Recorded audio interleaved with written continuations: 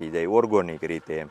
ખાલી આપણે ગરમીવાળો રૂમ હોય એમાં રાખી દીધી 3 દી એટલે કેરી આરામથી પાકે, કોઈ પણ કેમિકલ વસ્તુ નાખ્યા વગર. ઘણા બધા વિડીયો વાયરલ થયા છે કે કેરીની ઉપર લીંબુ ઘસી અને એવું ટ્રાય કરી લઈએ છે કે ભાઈ આ કેરી રહી કેમિકલવાળી છે. મિત્રો હવે આપણે તો ખાલી વિડીયા જ જોયા છે, આ લીંબુ ઘસીને આવું બધું શેક થઈ જતું હોય છે કે નહીં, તો એ ટ્રાય આપણે આજ જાતે કરવાના છે. હવે આપણે એનું ટેસ્ટ કરીએ. એમાં મિત્રો સૌથી પહેલાં તો આપણે એક લીંબુ જોવે. હવે આપણે એક લીંબુ ગોતી લઈએ સારુંથી. આના માટે ટેસ્ટ કરવા માટે એક લીંબુ જો.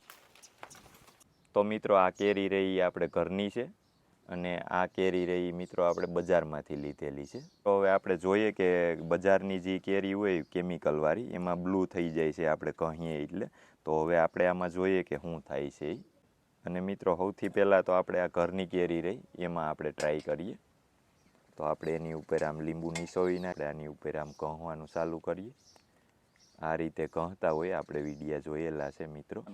અને આમાં તો મિત્રો કાંઈ થવાનું જ નથી, આ તો આપણે ઘરની કેરી જ છે. તો મિત્રો હવે આપણે આ બજારની કેરી છે એમાં આપણે ટ્રાય કરીએ.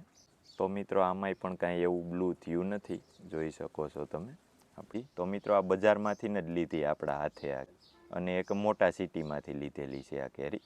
તો મિત્રો આ લીંબુના જે વિડીયો આપણે જોયા હતા એની ઉપર તો આપણને કાંઈ દમ લાગ્યો નથી આપણા હાથે ટેસ્ટ કર્યા પછી. તો મિત્રો એ તો જે હોય કદાચ આ કેરી પણ ઓર્ગોનિક રીતે પકવેલી હોય શકે. તો મિત્રો આપણે એ લીંબુથી ટ્રાય કરી તો એમાં તો આપણને કાંઈ અસર દેખાણી નહીં. એ વિડીયો જોઈને આપણે એને હાસાઈ નથી કહેતા અને ખોટાઈ નથી કહેતા. તો હવે આપણે કેરી લેવામાં શું ધ્યાન રાખવાનું છે એના ઉપર આપણે થોડી વાત કરીએ. તો આ કેરી રહી મિત્રો, આ રીતની કેરી રહીને આ આપણે લઈએ ને તો આપણે બજારમાંથી ટૂંકમાં સરળથી આપણે પાકી જાય ઓર્ગોનિક રીતે એમ. ખાલી આપણે ગરમીવાળો રૂમ હોય એમાં રાખી દીધી 3 દી એટલે કેરી આરામથી પાકે, કોઈ પણ કેમિકલ વસ્તુ નાખ્યા વગર. મિત્રો આ કેરીની ખાસિયત તમને બતાવું કે કઈ રીતની કેરી હોય તો આ વહેલી પાકે. તો જોઈ શકો છો પહેલા નંબરમાં તો મિત્રો જે આનો દાંડલો રહ્યો ત્યાં જોવો તમે ખાડો પડી ગયો હોય છે.